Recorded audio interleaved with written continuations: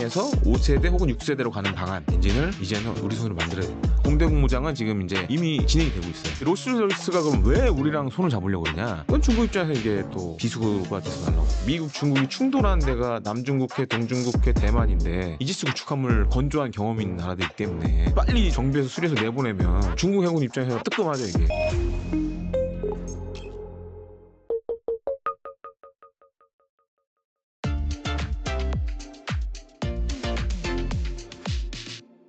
그리고 얼마 전에 저희 채널 디펜스 뉴스 코너에서 KF-21의 후속작이 후속 모델이 공개됐다라고 말씀하셨는데 여기에 대해서 좀 말씀해 주세요. 제가 이거 이제 단독으로 좀 제가 말씀을 드렸는데 지금 이제 우리 공군이 지난해 말에 차세대 전투기와 관련된 이제 한국형 차세대 전투기와 관련된 소요 제기를 했어요.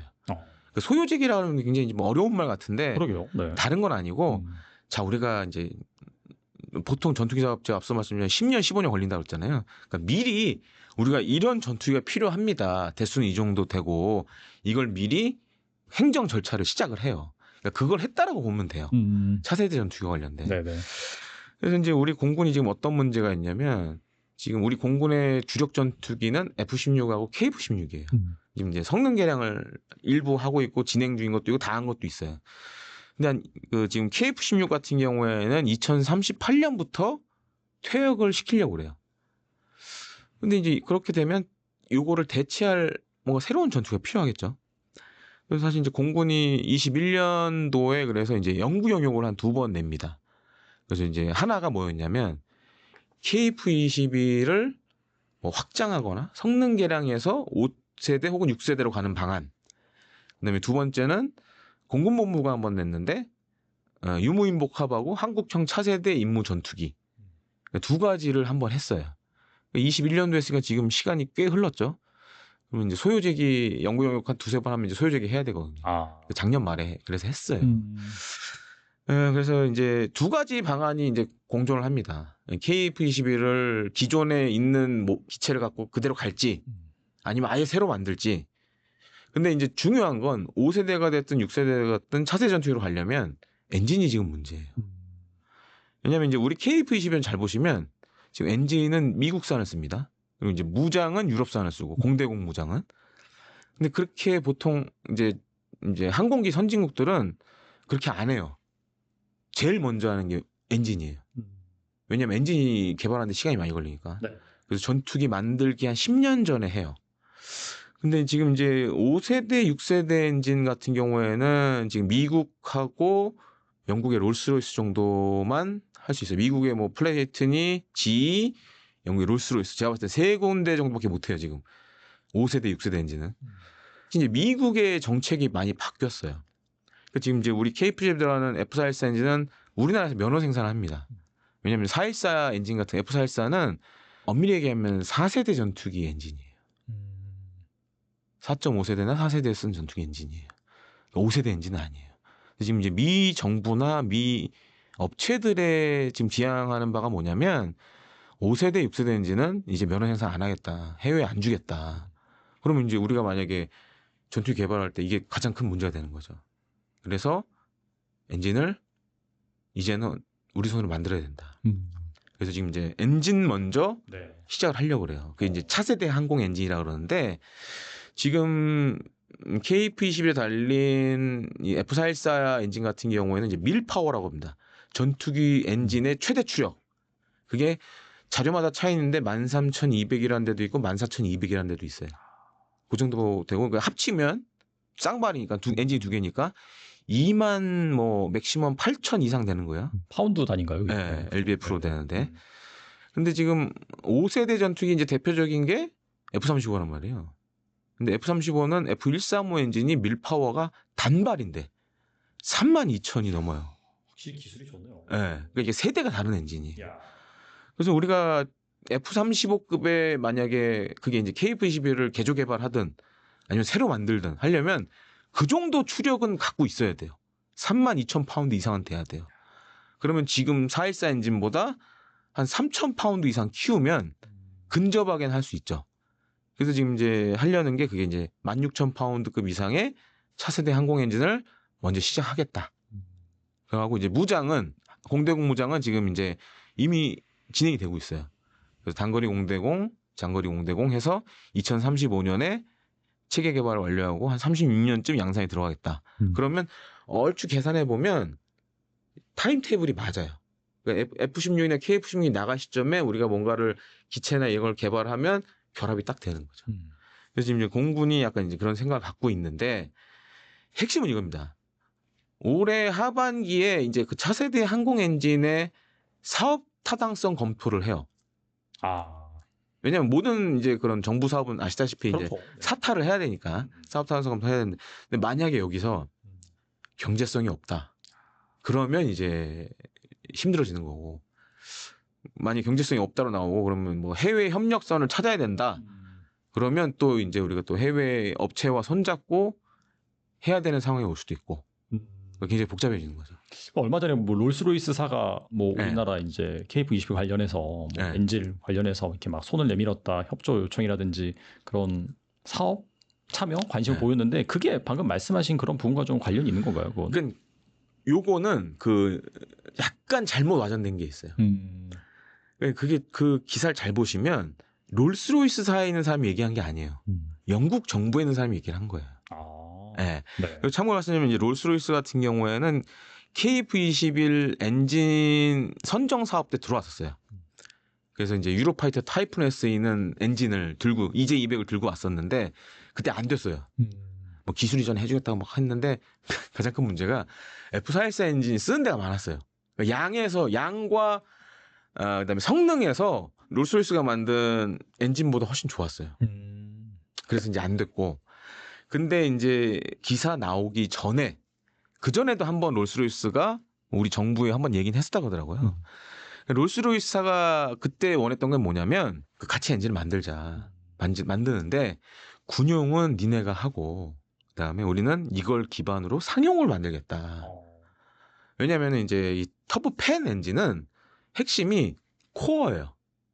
이 이제 열과 이걸 이제 압축해서 만들어내는 이 코어 부분이 핵심인데, 근데 보통 지금 우리 여객기에 달려 있는 터보팬 엔진이랑 군용 뭐 전투기에 달려 있는 사실 코어는 같은 걸 쓰는 게 많아요. 그러니까 코어를 공동으로 만들면 롤스로이스는 이거를 가져가서 여객기에 달고 한국은 전투기에 달아. 이거를 한번 제안했었다고 하더라고요. 근데 이제 롤스로이스가 그럼 왜 우리랑 손을 잡으려고 그러냐? 그 롤스로이스가 항공기 엔진을 만드는데 좀 포트폴리오가 잘못돼 있어요. 아, 근데 되게 좀 이렇게 극과 극으로 가요. 그래요. 이게 작은 엔진은 또 많이 하고 아예 큰 엔진. 예를 들어서 이제 우리 뭐 많이 해외 여행 가신 분들 알 거예요. A380 같은 큰 항공기에 들어가는 네. 뭐 트렌트 계열 뭐 4개씩 달려 있잖아요. 그러니까 롤스로이스의 항공기 엔진 포트폴리오가 아주 큰 거, 그다음에 아주 작은 거, 그러니까 중간이 없는 거예요. 그래서 이제 우리한테 제안을 했던 거는 어차피 니네 만들면 그 코어로 중간급의 여객기 엔진을 할 수 있으니까 같이 하자. 그걸 한번은 제안했었는데 그 뒤로 얘기가 없다고 그러더라고요. 제가 확인해 보면 바로는 방사청에 계신 분들 뭐 얘기를 들어보니까 그 뒤로 얘기는 없었다고 하더라고요.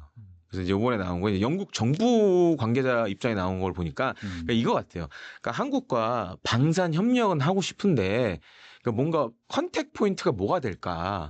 그러면서 이제 고민해서 나온 게 이제 항공기 엔진으로 좀 보여져요. 네. 이건 앞서서도 말씀해 주셨지만은 뭐 남중국해라든지 네. 약간 지정화 관련돼서 네. 이슈를 좀 다뤄볼 텐데 지난 13일 남중국해 스카보로 암초 인근에서 이 중국과 필리핀 간 군사적 긴장감이 다시금 고조가 됐었고 네. 실제 이 선박이 뭐 충돌하면서 인명 피해도 발생한 걸로 알고 있어요. 제가 왜 웃는지 알 것 같긴 한데 아무튼간에 같은 해역에 미 구축艦까지 경계되면서 분쟁이 아닌 단순 그 뭐 영유권 다툼을 넘어서서 이 미국이 얽힌 국제사회 문제로도 번질 가능성 이런 것도 좀 조심스럽게 얘기가 나오고 있는데 네. 어떻게 보시나요, 이거? 그건 좀 어이가 없었죠. 보면서 이제 저기 중국 해경 네네. 경비함을 이제 그 필리핀의 그 선박을 막 뒤쫓다가 갑자기 중국 해군 구축함이 와서 들이받아 버렸잖아요. 서로 받아버렸잖아요. 네, 서로 부딪혔죠. 네. 저걸 보면서 뭘 느꼈냐? 아, 얘네들이 그러니까 해경과 중국 해경과 해군이 협업이 안 되는구나. 그러니까 저게 보면 서로 뭔가 호전적 행위로 공을 그쵸, 차지하려다가 약간 실적, 사고가 난 거예요 이게. 실적 다툼 이런 것 같아요. 네. 네, 진짜. 그리고 참 진짜 중국군을 많이 이제 연구하는 사람 중에 하나지만 좀 이상해요 보면. 그러니까 이런 호전적 행위를 하면 뭔가 상을 주니까 공산당에서. 네. 네. 그러니까 괜히 쓸데없는 저런 걸 해요 보면. 그러니까 이제 예를 들어서 이번에는 자기네들끼리 막 충돌해서 이제 부딪히면서 대형 사고 났지만 전에는 한번 이제 그 미 해군 정찰기를 한번 부딪혀가지고 그래서 이제 미 해군 정찰기가 하이난다오 해남도에 막 비상 착륙하고 그래서 그 또 부딪힌 중국 해군 항공대 전투기 조종사는 죽었어요 추락해가지고. 그러니까 그런 거를 굉장히 중국 당이나 정부가 장려하는 거예요.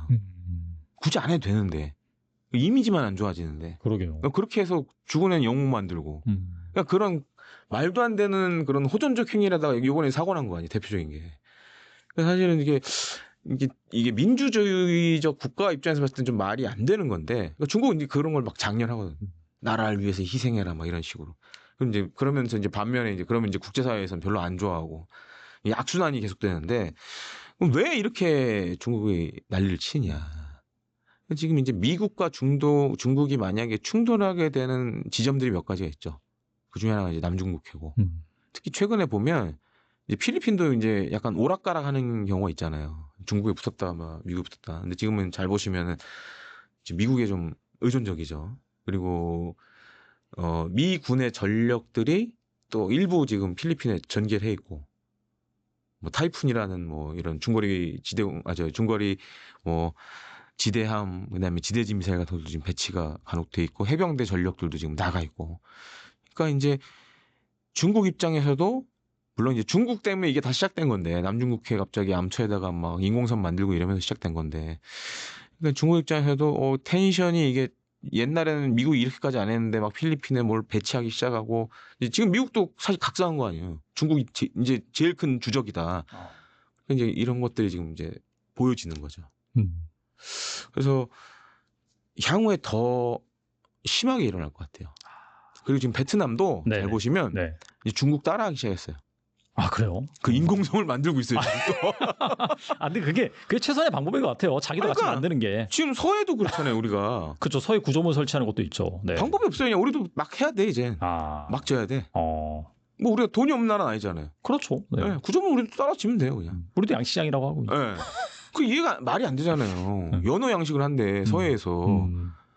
아니 근데 상식적으로 연어는 추운 데서 해야 되잖아요. 그렇죠. 그러니까 수온이 낮은 데서. 네. 그러니까 노르웨이에서 양식하는 거 아니에요. 서해는 수온이 높은데.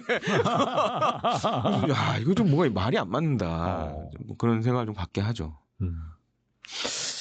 바이오로 아무튼 지정학적인 그런 시대가 본격적으로 열리고 있는데 최근에 한국과 미국 사이에 그 마스가 프로젝트가 순항 중이죠. 뭐 결국에는 이제 조선 사업을 토대로 이 미국의 이제 군함 시장이라든지 그쪽 부분을 우리가 이제 공략할 수 있는 부분인데 최근에 보니까 중국 관영 글로벌 타임스는 미국의 군사 작전에 한국의 선박이 사용된다면은 한국이 이 외교적으로 곤란에 처할 수 있다. 그러니까 딱 마스가 프로젝트를 겨냥해서 한 말인데 이 노골적인 불만 의사를 표현한 중국 이렇게 민감하게 반응한 이유가 무엇일까요? 그 이제 이게 글로벌 타임스에서 나왔죠. 황구시보. 중국어로 하면 황구시보. 근데 이게 저도 이제 뭐 중국에 아는 친구들 많지만 그렇게 많이 얘기를 해요. 관영 매체라고 물론 중국의 모든 매체는 이제 당의 검열과 통제를 받으니까. 그렇죠.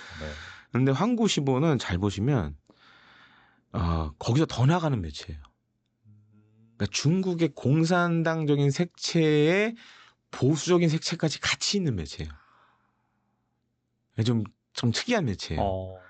그리고 당의 입장을 아주 노골적으로 얘기하죠. 거기다가 거기 이제 편집장도 약간 좀 제정신 아닌 사람이고 굉장히 막 세게 얘기하는데 그럴 수밖에 없는 게 그 사람이 옛날에 유고슬라비아 이제 그 특파원 나가 있었거든요. 근데 그때 유고 내전 있을 때 이제 미국과 나토가 개입을 했잖아요. 근데 그 사람이 거기 특파원 나가 있을 때 그때 미국이 비투 폭격기가 중국 대사관을 오폭했었거든요. 죽을 뻔했거든 그 사람이. 큰일이 있구나. 그래서 억하심장이 더 많아 얘는. 그러니까 이제 지금 이제 중국 해군하고 미국 해군을 비교해 보면 일단은 이제 척수에서는 중국 해군이 앞섰어요. 근데 배수량, 배 크기는 여전히 이제 미국이 앞서입니다. 톤수.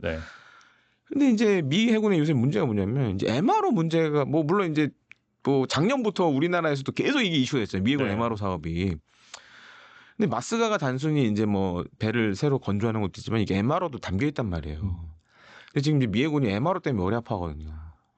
배가 많아도 이게 삼식제니까 한 척은 작전 뛰고 한 척은 뭐 교육하고 한 척은 이제 수리하러 들어가야 되는데 배를 수리하러 보내면 안 나와 배가. 허송 세월을 해요. 근데 만약에 이제 한국이나 일본에서 이걸 수리를 한다. 그러면은 이제 지금 제가 앞서 말씀드렸지만 이제 미국, 중국이 충돌하는 데가 남중국해, 동중국해, 대만인데 그럼 한국이나 일본에서 빨리 정비해서 수리해서 내보내면 중국 해군 입장에서 뜨끔하죠 이게. 그런 측면에서 봤을 때는 장인의 입장에서 봤을 때는 이게 아픈 거죠 이게. 그래서 아마 이제 올해 뭐 나온다 지금 얘기는 계속 나오고 있어요. 그러니까 지금 미 해군 7함대가 이제 일본에 있잖아요. 요코스카가 기지인데 7함대에 있는 이지스 구축함을 미 해군 이지스 구축함 MRO 사업이 나온다는 얘기가 계속 있어요. 그러니까 한국이나 일본에서 MRO를 하겠다.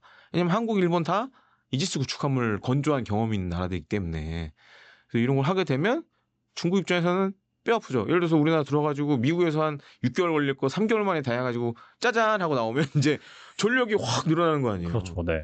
그건 중국 입장에서 이게 또 비수가 돼서 날라오는 거죠.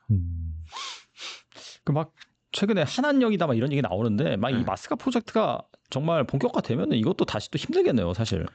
그러니까 사실은 이제 네. 중국에서 한한령이 의미가 없어요. 의미가 없는 게 그전에는 이제 옛날에는 이제 우리가 개혁 개방하면서 중국과 수교 맺고 이러면서 어떻게 보면 이제 한국 문화 이런 것들이 자연스럽게 쓱 들어가는데 제가 요새 이렇게 중국 가서 보면 이제 물론 이제 VPN 써서 우회적으로 보는 사람들도 있어요. 유튜브도 네네. 보고 뭐 우리 알다시피 뭐 넷플릭스도 보고 그러니까 막 안 받는 그 중국에서 볼 수가 없는데 봤다라는 애들 있잖아요. 그렇죠. 네. 그런 애들은 그렇게 다 봐요 이미. 우회를 통해서 보고 반면에 이제 기본적으로 중국의 대부분의 사람들은 안 보니까. 그러니까 옛날에 한류가 뜰 수밖에 없었던 게 뭐냐면 CCTV나 이런 데서 드라마 같은 걸 틀어줬거든. 그러니까 대장금을 막 거의 저는 옛날에 2005년에 중국 살 때 어디 틀면 계속 대장금이 나왔어요. 그냥. 그렇구나. 그러니까 이게 지역 매체 그다음에 중앙에서도 틀고 지역에서 틀고 막 이러니까 그 방송국 돌리면 다 나오니까. 그래서 엄청 많이 봤어요. 지금은 이제 그런 데서는 아예 그런 걸 안 하니까. 거기다가 최근에 이제 또 중국의 드라마 장르가 또 하나가 또 새로 생겼어요. 부정부패 드라마가. 그 시진핑이 부정부패와의 전쟁해서 몇 년 전부터 한 게 이제 그게 어떻게 나오는 거예요? 그럼? 제가 7월에 갔었는데 네. 깜짝 놀랐어요. 장르가 하나 추가됐네? 그래서 그동안에 이제 항일 전쟁. 네. 그 다음에 이제 국민당하고 싸우는 거. 그 다음에 이제 그 시진핑 들어 늘어난 게 이제 한국 전쟁. 그거 이제 주로 이제 CCTV에서 많이 했고. 최근에 이제 부정부패.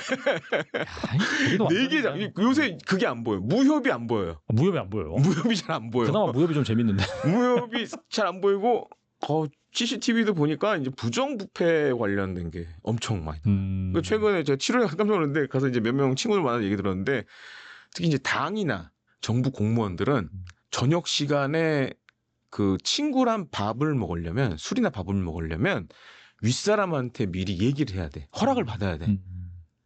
그 허락을 못 받으면 못 먹어요. 토요일하고 일요일만 먹을 수 있어. 그리고 우리로 치면 이제 법카 한도도 확 줄여버렸어요. 그래요? 네. 근데 그렇게 생각해 보시면 내수가 안 들어가겠죠 이제. 그렇죠. 사실 안 들어가죠. 네. 가뜩이나 요식업 안 되는데 지금. 거기다 이제 비싼 술도 못 먹게 하고. 네. 그다음에 이제 중국 군법부 장관도 이제 많이 낙마했잖아요. 맞아요. 네. 군부 수청도 있었고. 네, 낙마한 걸 그 배경을 보면 방산비리. 거기다 또 러시아가 또 엮여 있더라고요. 보니까. 그래서 이제 러시아에서 들여온 뭐 무기와 관련돼서 커미션 먹다 걸려가지고 장관 날라가고 하여튼 좀 요즘에 하여튼 되게 그게 심해요. 드라마 장르로 생겼다라는 건 고착화가 됐더라고요. 그래서 맨날 그 뭐 당의 누군데 그 드라마 내용이 다 그런 거예요. 뭐 검사였는데 당의 기율 기관에서 조사 나왔더니 이게 굉장히 청렴하게 사는 것 같은데 닭장을 뒤져보니 금괴가 나오고 막 이런 거예요 다. 그래서 보면서 야 이제 진짜 이걸 쬐긴 쬐는구나. 거기서 밥도 지금 뭐 나가서 친구랑도 못 먹으니까 그래요. 저기 승인 받아야 되고. 야. 그러니까 그만큼 이게 쬐는 게 상상을 초월해요 지금. 예. 그래서 힘들어하죠. 그래서 많은 사람들이. 내수가 안 좋은 게 또 그런 부분도 있겠네요. 사실. 그러니까 이제 그거예요. 이 뭐 술을 먹든 이런 걸 해서 사실 그거와 관련돼서 뭔가 뇌물을 먹는 거는 그 문제가 되는 거잖아요. 근데 나가서 밥 먹는 것까지 이렇게 해버리면 이거 지금 가뜩이나 내수 안 좋은데 뭐 베이징도 뭐 식당 문 닫는 데 많고 지금 백화점도 뭐 가면 텅텅 비어 있는 데도 많고 물론 그게 이제 몇 가지 영향이 있어요. 그러니까 기존의 백화점도 있는데 우리로 치면은 막 거대한 쇼핑몰이 옆에 막 크게 생기는 거예요. 그러니까 글로 또 사람들이 우르르 몰려가잖아요. 그러니까 기존 백화점들도 망하는 것도 있고. 근데 거기에 더해서 이런 것까지 막 쬐면 힘들어지는 거죠, 이제.